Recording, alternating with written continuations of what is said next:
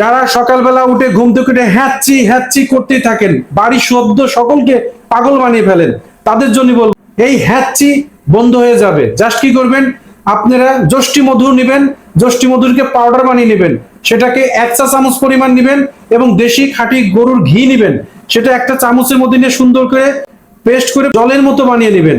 তারপরে ওই গুলানো জলটাকে 2 নাকের মধ্যে দিবেন, দিয়ে এভাবে টান দিবেন। আপনি আর চাইলেও আর হ্যাচ্ছি মারতে পারবেন না। এটা বেশি বেশি শেয়ার করবেন, সবার কখনো না কখনো দরকার হবে।